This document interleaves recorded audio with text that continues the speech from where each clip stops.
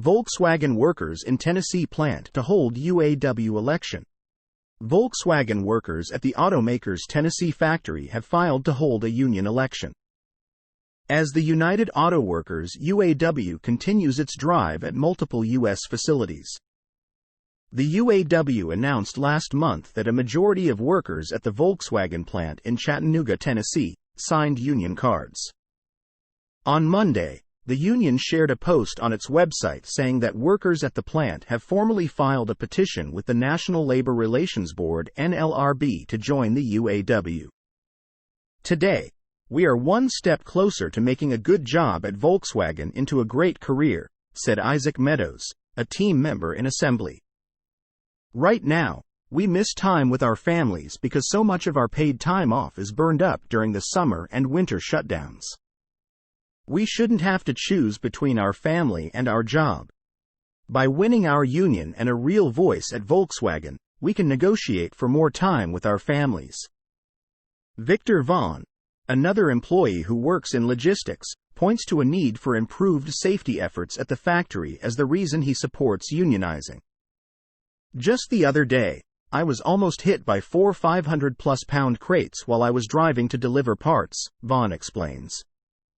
That incident should have been followed up within the hour, but even after I clocked out, no one asked me about it. VW has partnered with unionized workforces around the world to make their plants safe and successful.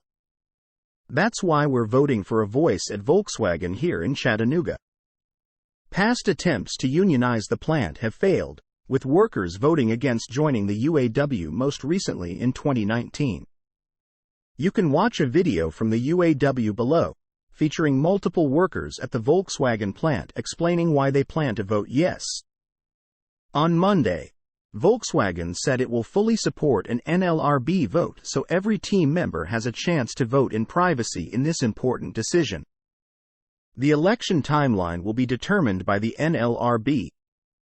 The NLRB has said that it received the filing for the UAW to represent around 4,300 workers at the plant. If Volkswagen and the UAW can't agree on election details, then the NLRB will hold a hearing before the election on March 26. The Chattanooga factory employs around 5,500 workers, according to the Volkswagen website. The facility produces the Volkswagen ID.4 electric vehicle EV, the Atlas and the Atlas Cross Sport. The UAW points out that it's Volkswagen's only plant around the world that doesn't have employee representation. This also marks the first non-union U.S. plant at which workers have filed to hold an election. After the UAW successfully garnered record pay increases in a historic 6-week strike against Ford, General Motors GM and Dodge Chrysler owner Stellantis last year.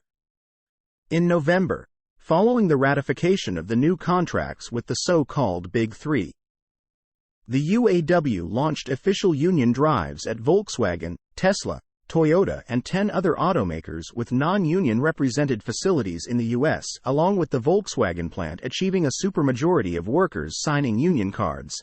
Employees at a key Mercedes-Benz plant also signed up for the UAW last month. Some have criticized the UAW for driving costs too high, and many have aired concerns about U.S. companies potentially moving manufacturing outside the country in response. After the UAW threatened to launch a strike at Ford's Kentucky truck plant last month, due to incomplete local contracts. CEO Jim Farley said that the automaker would have to think carefully about our manufacturing footprint. Our reliance on the UAW turned out to be we were the first truck plant to be shut down, Farley said during a conference. Really, our relationship has changed. It's been a watershed moment for the company. Does this have business impact? Yes. Source: reposted and summarized from Zachary Visconti at teslarati.